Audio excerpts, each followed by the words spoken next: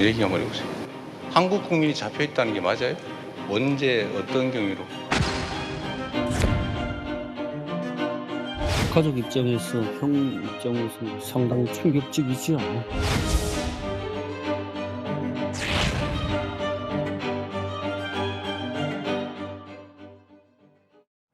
자, 얼마 전에 이재명 대통령의 이제 외신 기자회견이 열렸습니다. 그런데 여기서 북한에 억류된 우리 국민 문제가 다시 수면 위로 떠올랐습니다. 영상 하나 볼까요?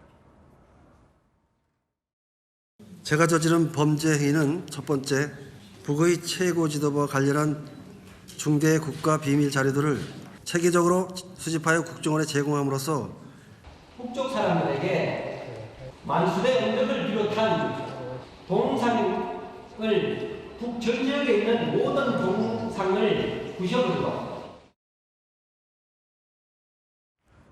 자, 그러니까 저게 남한이 아니고 북한에서 이뤄진 지금 기자회견인데 저 두 분이 억류된 이제 우리 국민들이라는 거죠. 네, 맞습니다. 두 분 다 선교사 분들이시고요. 이제 한 분은 2015년에 북한에 김국기 선교사를 납북해서 이제 간첩이다라는 혐의를 뒤집어씌워서 지금처럼 이제 자백하는 형태의 이제 인터뷰를 했고, 북한에서는 이제 그 국가전복 음모죄를 들어서 이제 무기 노동 교화형, 그러니까 이제 평생 이제 노동형에 처했고요. 그리고 이제 두 번째 화면에 나왔던 이제 2014년에 김정욱 변호사 같은 경우도 역시 같은 형태, 그러니까 북한에서 반정부 활동을 했다라는 이제 국정원의 지시를 받아서 반정부 활동을 했고 그걸 자백했기 때문에 무기노동 교양에 선고했다라는, 국정원에서는 이제 관련 사실이 없다고 이제 그 아니라고 이제 얘기를 한 상태이긴 합니다. 그리고 참고로 노동 교화형은 죽을 때까지 일을 하라는 형태로서 이제 사형 다음으로 북한에서는 굉장히 엄중하게 처벌한 형태의 이제 처벌입니다. 네. 아, 근데 저렇게 이제 무기노동 교화형을 선고했다라면서 북한이 직접 기자회견 영상까지 다 싹 공개를 했었던 거예요. 네, 네. 근데 그런 상황에서 지난주에 이제 이재명 대통령이 우리 억류되어 있는 국민이 있는지 나는 모른다, 이런 네네. 처음 듣는다라는 취지로 얘기를 해서 논란이 있었죠. 한번 볼까요? 맞습니다. 그 인터뷰 외신 기자의 질문에 잘 몰랐다고 얘기했다가 그 다음에 이제 바로 대통령실에서 확인을 했고 대통령실의 입장이 나왔는데, 네, 한번 들어볼게요. 이 네. 대통령 목소리. 예.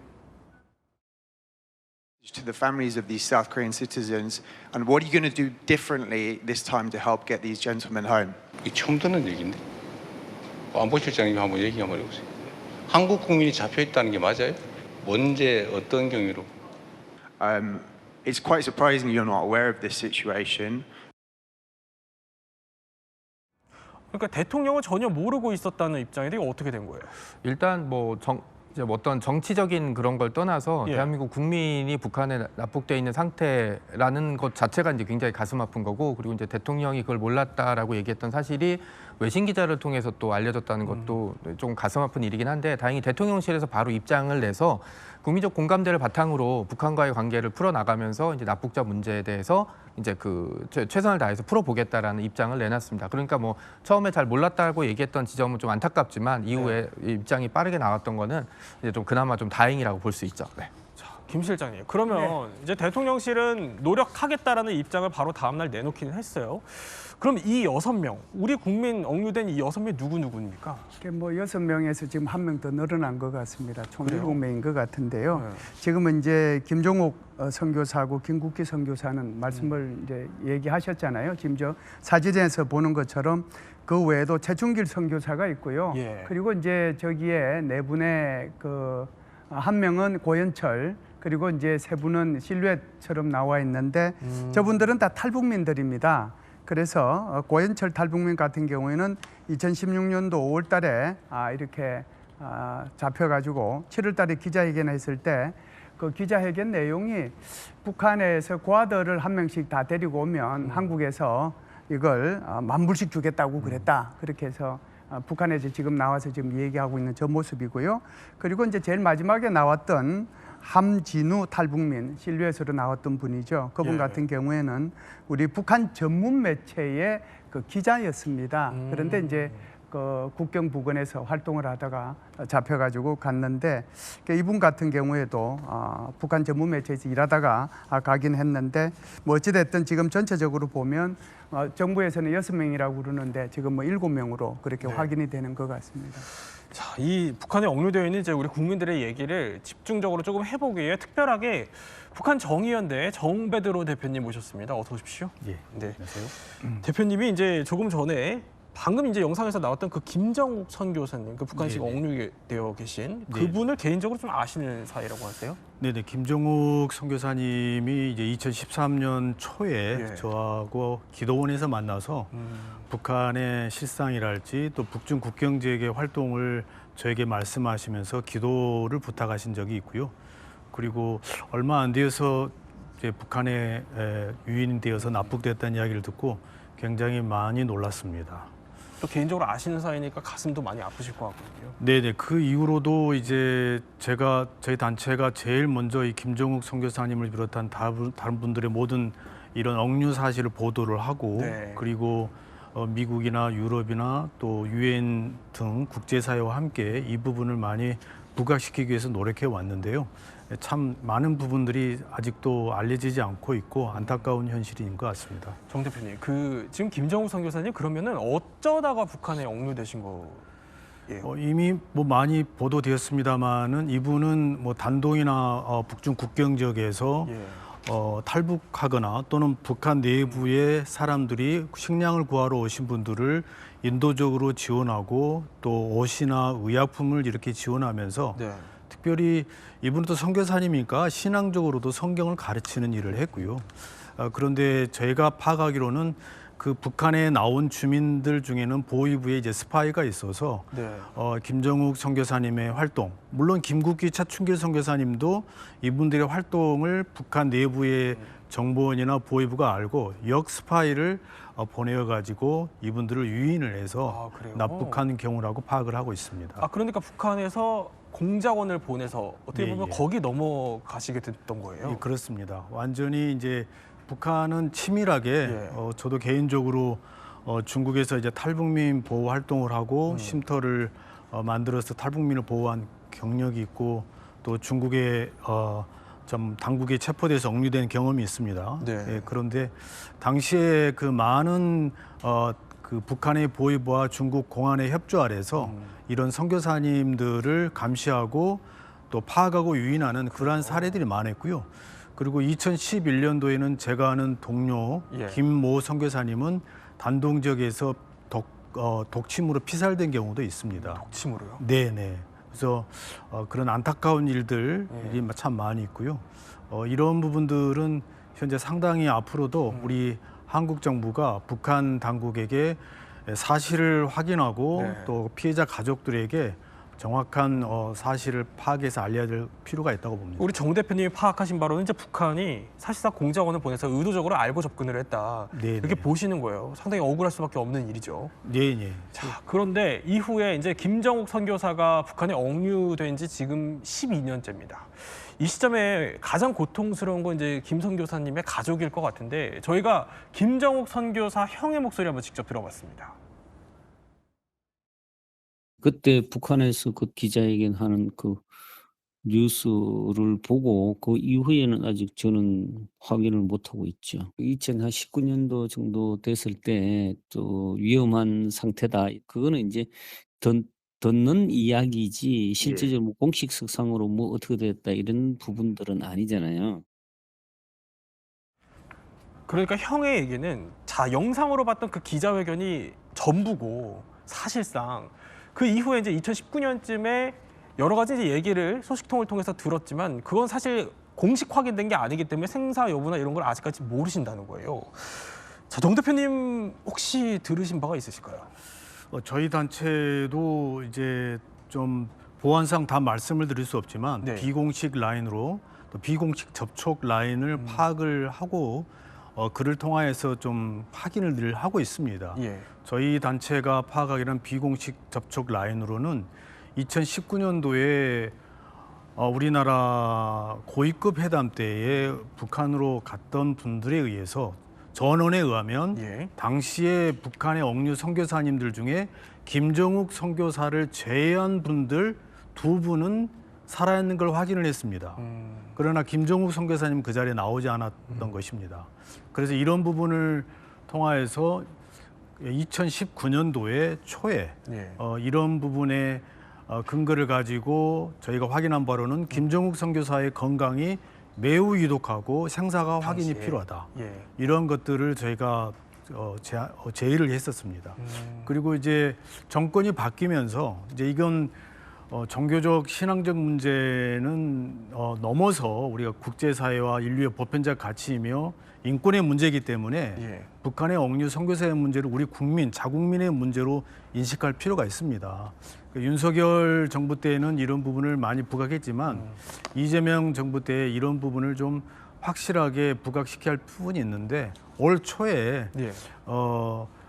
제가 듣는 정보로는 북한 정부도 북한 억류 선교사들의 문제를 남북 대화나 어떤 비공식 라인을 통해서 해결할 의지가 있다라는 것입니다. 북한도. 네네. 그래서 이걸 이재명 정부가 정말 그 물밑 접촉을 어떻게 가느냐에 따라서 굉장히 실효적으로 해결할 부분이 있다라고 생각을 합니다. 혹시 지금 뭐 어디 억류자분들이 어디 계신지 이런 것도 혹시 파악이 되신 게 있으실까요? 참고로 한 달 전에 그 중국 조선족 한충렬 목사가 2016년 3월에 북한 보호비에서 피살됐는데 예. 그 전에 중국 조선족 장문석 집사라는 분이 이제 북한으로 납북되었다가 10년 만에 이번에 돌아왔습니다. 그런데 이분이 거의 뼈만 남은 상태로 북한이 중국으로 송환을 했는데 예. 이분은 신우주 인근 사리원 교화소에서 있다가 나왔습니다. 이런 걸 추측으로 봤을 때 그 미국인 케네스 베나 또 캐나다 출신 이면수 목사님 같은 경우에는 이분들도 교화소 노동을 많이 당했거든요. 그래서 북한에 계신 선교사님들이 현재 노동 교화소에서 엄청난 노동을 당하고 있고 인권 침해를 당하고 있다라고 네. 추정이 됩니다. 자, 이제 정베드로 대표님의 전언이고 당연히 이제 살아 계셔야겠죠. 그렇게 예, 믿고 예. 있고요. 자, 이렇게 이제 한국인들이 북한에 억류되어 있는 상황을 저희가 짚어봤다면 이제 사실 이 대부분의 이런 일들이 벌어지는 게 아까 잠깐 언급해 주셨지만 탈북민들을 이제 지원하거나 한국으로 입국하는 거를 도와주는 그런 과정에서 벌어지곤 해요. 맞습니다. 뭐 당연히 이제 북한을 탈출한 이제 우리 국민들은 대한민국으로 귀순하길 원하기 때문에 이걸 지원해주는 여러 가지 활동들을 이제 정부가 나서지 못하면 대신해줬던 분들이 이제 선교사분들과 이제 활동가들이었었는데 실제로 이제 정 목사님 같은 경우도 이제 현장에서 이제 활동을 많이 하셔서 보셨겠지만 대표적인 분이 이제 김동식 목사라는 분이 계시거든요. 김동식 목사. 네, 이분이 이제 2000년쯤에 이제 예. 중국에 이제 연길에서 납북이 되셨는데 이전에 이제 계속 활동을 하다가 그다음에 이제 뭐 북한 탈북민 지원 활동 그리고 선교 활동을 했다는 이유로 북한에서 요주의 인물로 찍혀 있는 상태였고 북한의 식당에서 식사를 하다가 납치를 당해서 2001년에 사망한 걸로 이제 확인이 됐는데 네.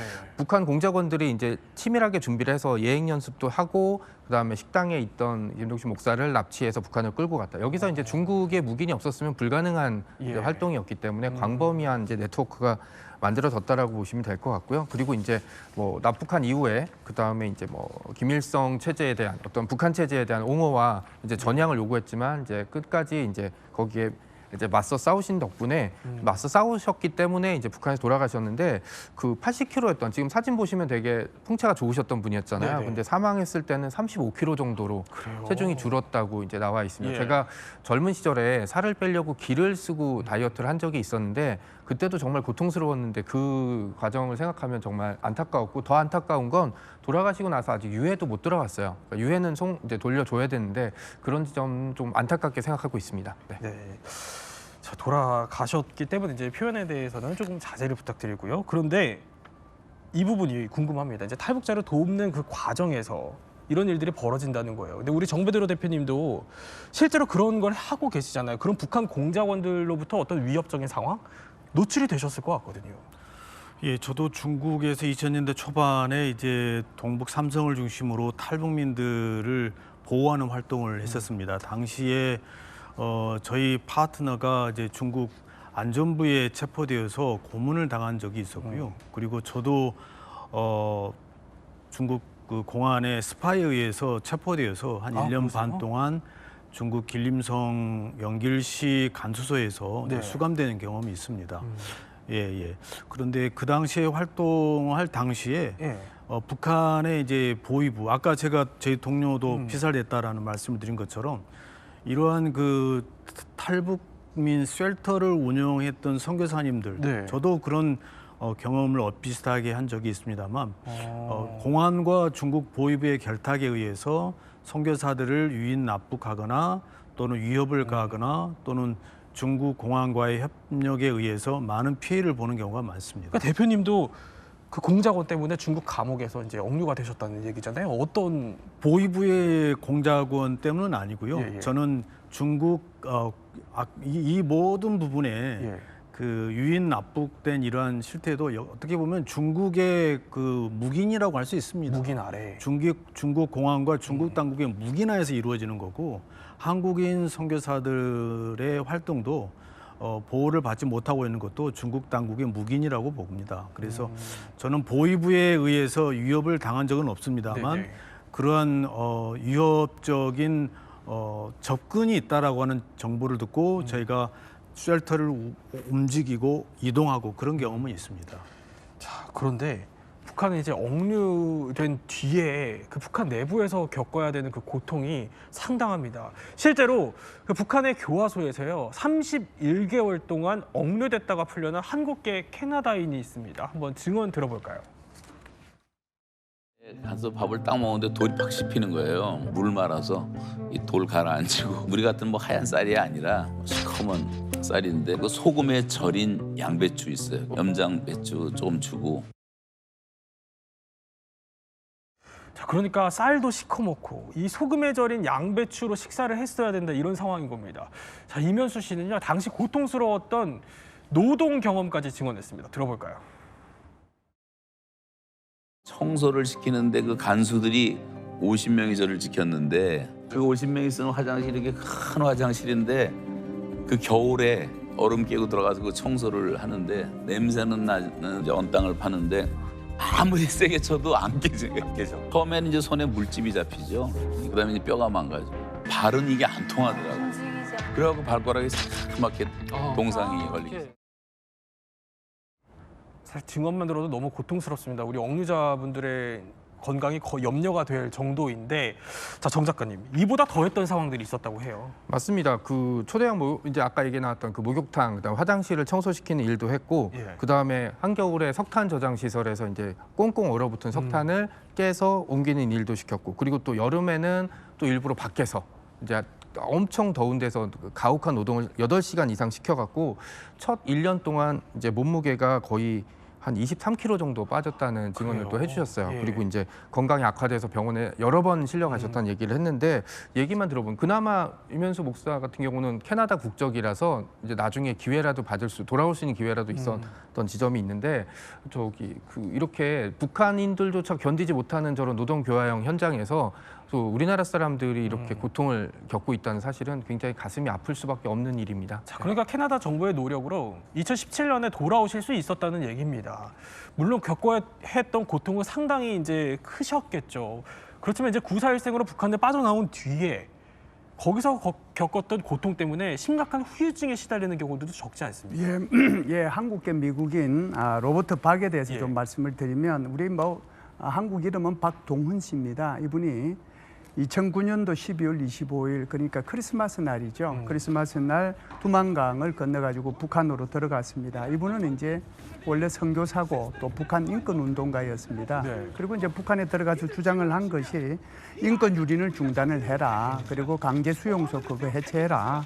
그리고 이제 신앙의 자유를 보장을 해라. 그러다 보니까 바로 잡혔죠. 잡혀가지고 43일 동안 이렇게 억류돼 있다가 이제 바로 풀어줬습니다. 네. 그런데 이제 이 사람이 끝나고 난 뒤에 계속해서 이제 불안감, 스트레스 이런 것들로 해서 고통을 많이 받았거든요. 그래서 말도 더듬고 극단적 선택도 하려고 했다 이렇게 얘기하고 지금 저기 이제 얘기하는 모습이 나옵니다만은 머리도 안 깎았대요. 그 다른 사람들이 자기 몸에 대는 것을 두려워해서. 워낙 후유증이 심하죠. 그렇죠. 그래서 굉장한 트라우마에 시달렸다 이렇게 예. 볼 수가 있겠습니다. 그러니까 저런 트라우마를 이제 겪게 된다는 겁니다.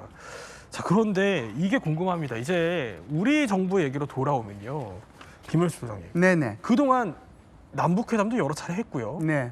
김정은도 직접 만났고요. 예. 우리 그냥 가만히 있지는 않았어.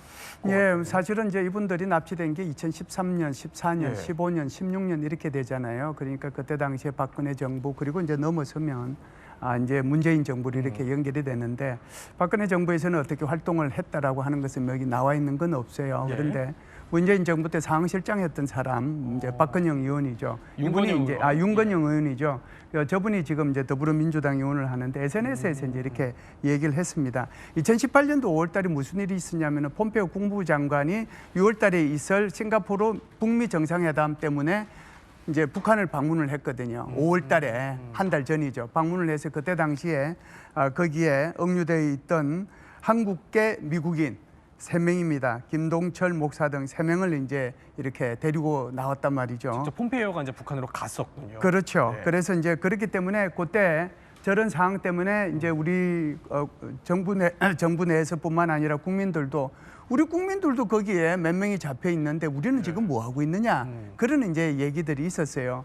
그래서 사실상 그때 당시에 문재인 대통령이 판문점 회담, 물론 이제 판문점 회담은 4월달에 있긴 했죠. 예. 판문점 회담과 그리고 평양에 있었던 평양회담 10월달에 그걸 통해 가지고 납북자 문제에 대해서 이렇게 좀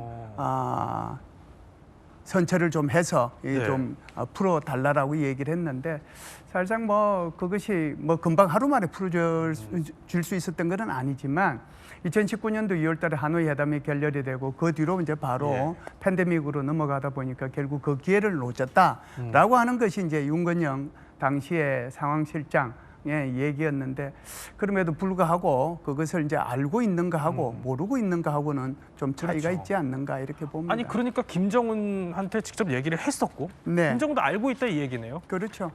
그런데도 불구하고 지금까지 안 풀어주고 있다. 그렇죠. 이거군요. 자, 그러면 비슷한 상황을 겪은 나라, 지금 폼페이오 말씀을 하셨으니까 한번 미국 얘기를 한번 해볼게요. 미국은 어떤 식으로 한번 국민들을 데려왔는지 볼까요? So I just want to say this is a special night for these three really great people, and congratulations on being in this country. 자, 정 작가님. 그러니까 트럼프가 직접 공항까지 마중을 나왔고 네. 옆에 계신 분들이 억류자분들이셨어요. 맞습니다. 그 한국계 미국인이죠. 김동철, 김상덕, 김학송 씨였고요. 그리고 이제 2018년 5월에 아까 말씀하신 대로 마크 폼페이오 국무장관이 직접 평양으로 가서 김정은과 만나고 그리고 이제 직접 비행기를 태워서 새벽 2시에 워싱턴 DC 근처에 있는 앤드루스 공군기지에 내렸는데 네. 트럼프 대통령이 이제 직접 마중을 나와서 이제 그 맞이했던 그런 장면이었습니다. 그리고 이제 새벽 2시군요. 네, 그리고 이제 김학송 씨가 이제 모 매체와의 인터뷰에서 이제 이때 그 폼페이오 장관의 눈물을 평생 잊지 못하겠다라는 얘기를 이제 했던 기억이 나고 있습니다. 저도 저 영상을 본 적이 있는데 좀 부럽기도 하고 미국이란 국가의 힘을 다시 한번 느끼던 순간이었습니다. 자, 그런데요. 이렇게 미국의 이제 억류자 분들이 돌아오시기 직전에 자, 이런 일도 있었다고 해요. 제가 그 북한에 억류되어 계신 김정욱 선교사 형으로부터 이런 증언을 하나 들었습니다. 한번 들어볼까요? 제가 그 2018년도에 그 유엔에 갔었을 때는 미국에 거기 세 분이 있다고 제가 증언을 해줬어요. 북한에 억류된 동생분 가족들 말고 한국 사람 말고 다른 나라에 혹시 아는 이름이 있으면 한번 좀 알려줘봐라 이래가지고 그때 그 이야기를 하고 그분들 세 분을 모시고 나오는 그런 부분들을 봤을 때는 그 시간이 불과 2주 아닌가 아마 그 정도 됐을 거예요. 자, 그러니까 동생분이 이제 억류되어 계시지만 유엔에서 이제 저런 증언을 한 뒤에 미국 측에서도 물어봤다는 거죠. 근데 2주 뒤에 바로 미국은 저렇게 구출을 해오더라라는 말씀이세요. 그러니까 네. 얼마나 두 나라 간의 차이가 느껴지셨을지 싶은데 미국의 이런 빠른 대처라고 해야 될까요? 이게 사실 처음이 또 아닙니다. 과거에도 이런 발빠른 움직임을 보였습니다. 영상 볼까요?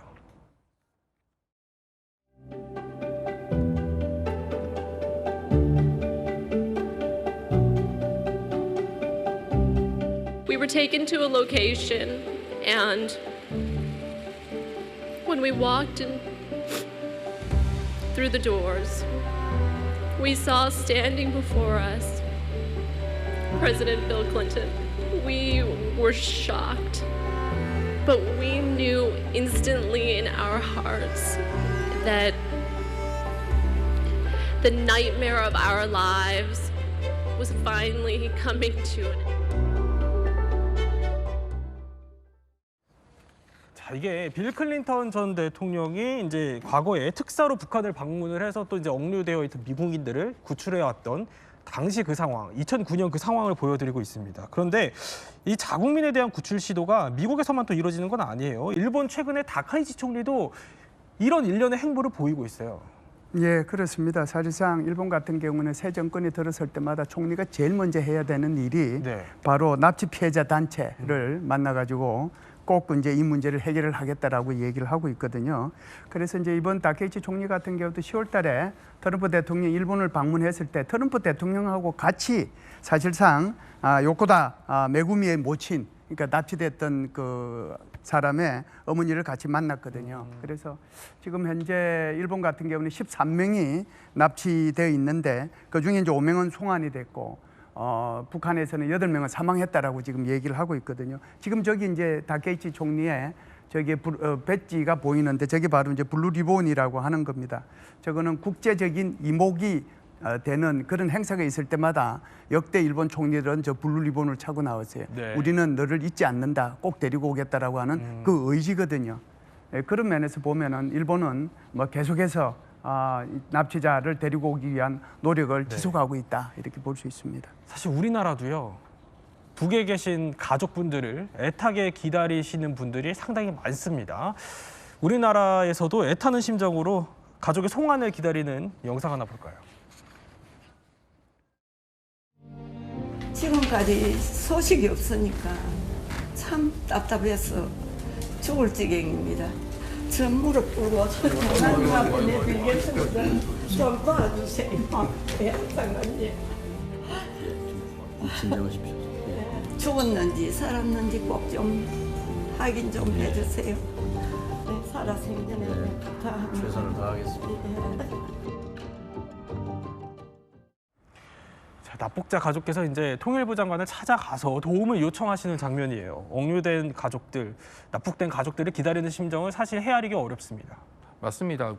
보통 이제 같은 나라에 있어도 연락이 끊기고 이러면 걱정되고 이제 바라보는 게 인지상정인데 북한이라는 낯선 곳에 납치가 돼서 지금 살아있는지 죽어있는지조차 모른다 그러면, 그러니까 다른 건 다 떠나서 최소한 지금 어디에 있고 어떤 상태이고, 그리고 원할 때 뭐 전화는 안 된다 그래도 편지라도 주고받을 수 있게 해줄 수 있는 조치를 빨리 취하는 게 저는 가장 중요하다고 생각합니다. 그러니까 저 어떤 심정인지 저는 도저히 상상이 안 가더라고요. 그렇죠. 자, 이제 우리가 쭉 억류자 얘기를 해봤습니다.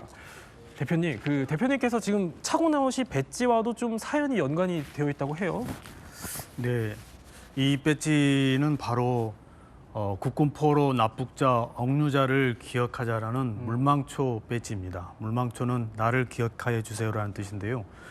지난 윤석열 정부 때 통일부 장관께서 이 배지를 국민들이 달게 하자는 운동으로 시작됐습니다. 그렇군요. 그러나 일본은 블루 리본을 총리나 관료 모든 분들이 다 해외에 나갈 때 다 차고 있지만 우리나라는 대통령이나 외교관들이 전혀 이 배지를 타는 걸 못 봤습니다. 제가 이재명 정부에게 꼭 당부하고 싶습니다. 이재명 정부는 국민주권 정부라고 했습니다. 국민주권, 국가의 주권과 국민의 생사와 안전을 위해서 향후 남북관계에는 북한의 억류자, 국군포로 납북자 문제를 남북 대화를 통해서 제일 먼저 풀어가기를 촉구합니다. 역대 대통령들이 국군포로 납북자, 억류자 문제를 왜 북한의 정상과 한 번도 대화를 꺼내지 않습니까? 지금 현재 북한에 억류되어 있는 500여 명의 국군포로, 그리고 10만 명의 전시 납북자, 그리고 전후 납북자, 이런 모든 분들의 생사를 위해서 남북관계, 특히 정상이, 저는 지난 정부 때는 통일부에서 납북자 대책팀을 마련했었는데 이번에는 이걸 폐기했습니다. 강력히 촉구합니다. 이재명 정부에서 억류자, 납북자, 국군포로 문제를 국무총리 상한하나 대통령 직속으로 두시기를 간절히 촉구합니다. 네, 세 분과 함께 또 북한에 억류되어 있는 우리 국민들에 대해서 몰랐던 이야기 살펴봤습니다. 저희는 60초 후에 뵙겠습니다.